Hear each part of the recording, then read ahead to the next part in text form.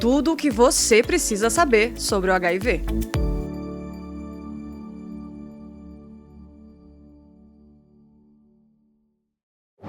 O que é HIV? É a mesma coisa do que AIDS? O HIV é o vírus da imunodeficiência, né? Da imunodeficiência adquirida. A AIDS é a síndrome proporcionada pela infecção causada pelo vírus. A AIDS é uma doença que se desenvolve a partir da infecção pelo vírus HIV, mas que não ocorre nos primeiros anos, em média 8, 10, em alguns casos até mesmo 15 anos aí. Então, quando você contrai o vírus, você é um portador do vírus HIV. Mas apenas após esse período é que vem a síndrome da imunodeficiência adquirida, que é uma síndrome em que você tem perda da quantidade de neutrófilos, notadamente CD4, que são neutrófilos responsáveis por combater infecções de uma maneira geral. E neste sentido, o paciente se torna mais susceptível a infecções por germes comuns que habitualmente não lhe causariam infecção caso a infecção pelo vírus HIV não tivesse ocorrido. Como se transmite o HIV? A transmissão do HIV ocorre por via sexual, né? Por contato do vírus predominantemente com a mucosa vaginal ou a mucosa anal predominantemente. A mucosa oral entra em contato com a genitália que possa de alguma forma transmitir esse vírus, né? Então, por exemplo, uma secreção vaginal ou uma secreção peniana que contenha o vírus pode, através do contato oral, sim, transmitir o vírus do HIV. Essa é a principal forma de transmissão, ou seja, sexo vaginal e sexo anal. Dentre essas formas, o que é preciso acontecer para se infectar? Que o vírus, de alguma forma, ganhe a corrente sanguínea. E nesse sentido, uma vez que a região anal é altamente vascularizada e o sexo anal é um pouco traumático, você alia o trauma e a lesão anal e a presença do vírus.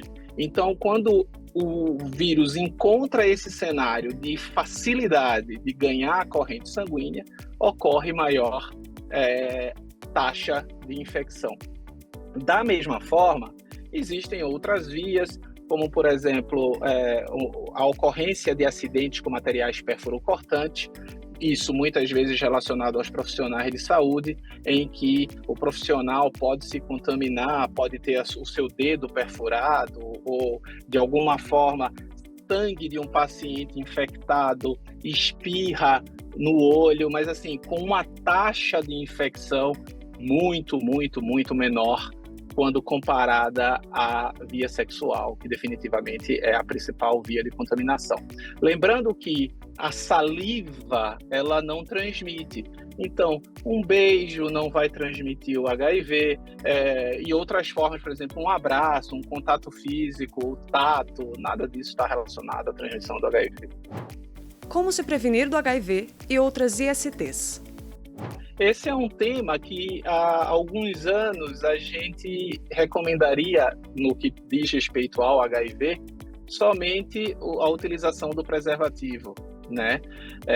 O preservativo definitivamente é uma ótima maneira de se proteger no contato sexual, tá? Porque ele não previne somente contra o HIV, mas previne também contra as outras infecções sexualmente transmissíveis, como sífilis e hepatite, né? Hepatite A, B e C, de uma maneira geral. Mas, para o HIV em si, hoje a gente tem outras duas formas de se prevenir contra o HIV. Óbvio que a primeira delas é saber quem é o seu parceiro, né? A gente sabe que uma maior exposição sexual, uma maior quantidade de parceiros sexuais, você necessariamente pode se expor mais a sexos desprotegidos, a relações sexuais desprotegidas. Mas quanto às duas formas, que são ambas feitas por comprimido, você pode se prevenir tanto antes quanto após ter o contato com o vírus HIV.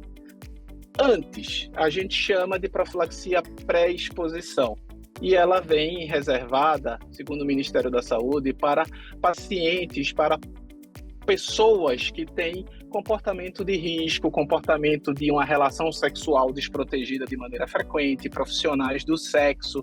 Então, é reservado para esse tipo de pessoa e amplamente divulgada e acessível através dos centros de tratamento específico do SUS para suporte ao HIV. Tá? A profilaxia pós-exposição é aquela reservada para um cenário em que você pode ter sido violentada sexualmente, você não tem certeza do status da pessoa com quem você se relacionou, e surge uma dúvida e você pode procurar os mesmos centros até 72 horas após o ato sexual, e você também tomará um coquetel, né? Que é assim que a gente coloca, que te garantirá proteção, e ele deve ser tomado por 28 dias. Mas é extremamente importante observar essa janela de 72 horas.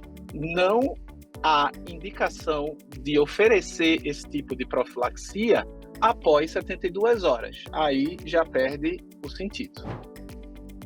É possível viver com HIV? Definitivamente. O HIV, há muito tempo já, o portador do vírus HIV, aquele paciente que descobriu a doença, iniciou o tratamento corretamente, toma a medicação de maneira disciplinada, adequada, esse paciente, há muito tempo, eu diria há décadas, esse paciente já se comporta como qualquer outro ser humano da sociedade. Ele não vai ter doenças que durante muito tempo, principalmente ali na década de 80 e 90, estigmatizaram o portador do vírus HIV, que evoluiu para AIDS, a síndrome da imunodeficiência, né? Então, uma vez que não há uma evolução para esta doença, ele é um paciente que mantém as suas defesas, as suas contagens de neutrófilos CD4 completamente normais e consegue se proteger, que vai envelhecer com saúde, que inevitavelmente vai ter outras doenças como infarto ou cânceres ou AVCs, que são doenças também que podem, dependendo de cada uma delas, óbvio, serem preveníveis, mas que fazem parte da evolução de um paciente idoso, de uma idade mais avançada, é isso que eu quero dizer. Então, o portador do vírus HIV que se trata corretamente, ele se comporta como qualquer outro paciente com doença crônica que toma o seu remédio para hipertensão diariamente e vai tomar o seu remédio para o controle do vírus HIV diariamente também. Como é o tratamento? Existe no SUS? O Brasil é um dos poucos países em que todas as etapas que concernem ao HIV são totalmente gratuitas, disponibilizadas pelo SUS.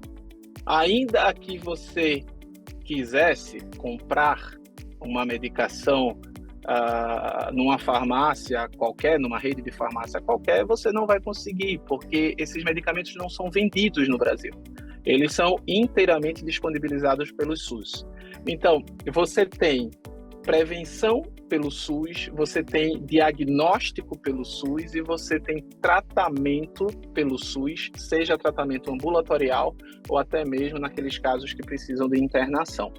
O tratamento consiste em medicações orais, em que você consegue, comparando a 10, 20 e 30 anos atrás, ter um clareamento, ter uma negativação da quantidade de vírus na sua corrente sanguínea de maneira muito mais rápida, permitindo, inclusive, porque aqueles pacientes que têm carga viral zero, carga viral indetectável, não ter vírus visualizados nos exames de sangue, terem uma vida, inclusive, sexualmente normal, sem a necessidade do preservativo e, inclusive, constituindo famílias, sendo possível, sim, engravidar e gerar filhos com segurança. Pessoas em tratamento transmitem o vírus? Como ocorre a remissão? O que você consegue, o vírus ele se aloja em locais de armazenamento, que são os linfonodos, e uma vez que você consiga clarear da corrente sanguínea, esse vírus vai ficar mantido nesses locais de armazenamento. E ele não vai sair de lá. Mas para isso é necessário manter o tratamento de maneira disciplinada e adequada. Uma vez que você atinja esse status de indetectável, esse indetectável é igual a zero transmissão. Então, carga viral zero é igual a zero transmissão. Não vai haver. O que é muito agradável do ponto de vista de você poder ter uma vida, até mesmo sexualmente, sem aquele estigma, sem aquele status de que ele é portador do vírus HIV, então ele não pode ter relações sexuais sem preservativos. Pode sim, porque ele não transmitirá. E há muitos dados seguros na literatura médica que comprovam isso há aproximadamente 8, 10 anos, eu diria. Aqueles pacientes, até que por algum motivo não se trataram corretamente, toma medicação dia sim, dia não, esquece, passa um mês sem tomar, o vírus acaba mudando. E essa mutação faz com que ele desenvolva resistência ao esquema que aquele paciente tem em suas mãos. Mas até para isso, há a possibilidade de este vírus ser estudado e mudar-se o esquema para um esquema mais potente que se adeque àquela capacidade de mutação. E mesmo assim, é possível atingir a carga viral zero e, consequentemente, usufruir do mesmo benefício de ser zero transmissível, de não ser transmissível. Quais os principais sintomas do HIV? O sintoma do HIV agudo, né? Você, por exemplo, o HIV ganhou a sua corrente sanguínea hoje, ele não vai gerar sintomas de imediato, né? Nada muito significativo. O que a gente chama de HIV agudo é uma síndrome que, em acontecendo, vai acontecer aproximadamente 8 semanas depois e pode passar despercebida como uma febrícula aqui, uma febrezinha um pouco mais baixa, um pouco de queda do estado geral, muito semelhante àquele popular quadro que a gente chama de virose, né? E, de fato, é causado por um vírus, o vírus do HIV, né? Então, se tiver que acontecer alguma coisa, vai acontecer em média 8 semanas depois, após o contato com o vírus. Deste período para frente, a doença é silenciosa. A doença não vai gerar sintomas que possam alertar alguém sobre a possibilidade de contaminação. O que vai gerar a preocupação e o alerta de uma possível contaminação é exatamente o seu histórico de exposição sexual, o seu risco.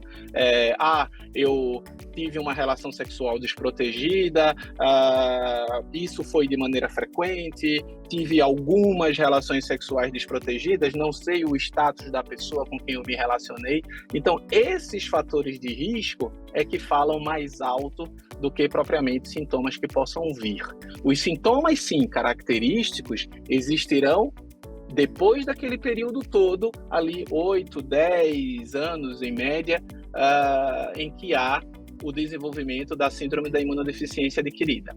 Porque o que é que acontece? As células CD4, que eu falei aqui já que elas diminuem no sangue, elas vão diminuindo lentamente ano após ano. Mas elas são tão eficientes que mesmo em menor número, elas ainda conseguem agir contra determinadas bactérias, determinados fungos. Mas depois de um certo valor, em média 200 de CD4, aí sim eles não conseguem mais ter a mesma capacidade de defesa. E abaixo disso é que você vê aquelas infecções oportunistas características da AIDS. Qual a importância do Dezembro Vermelho na luta contra o HIV, AIDS e ISTs?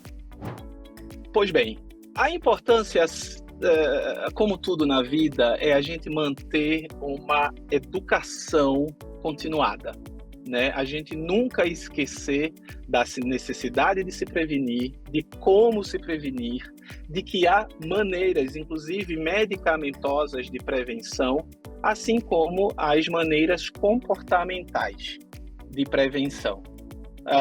Óbvio que mesmo tendo boas condições de conviver com a doença, é preferível que a pessoa não se contamine, né? Que tenha hábitos de se proteger, porque uma exposição sexual inadequada, repito, não é somente com relação ao HIV, é com relação à sífilis, é com relação à hepatite A, hepatite B, hepatite C, situações que são igualmente ruins, lesivas e que podem, ao longo de anos, também evoluir para óbito e para outras doenças concomitantes. Por exemplo, como no caso dos vírus da hepatite, a doença hepática crônica, a cirrose hepática e até mesmo a câncer hepático, câncer de fígado, no caso. Então, vale sempre manter, ano após ano, as orientações de prevenção para que as pessoas possam ter noção de como não se contaminar. Essa é a principal importância.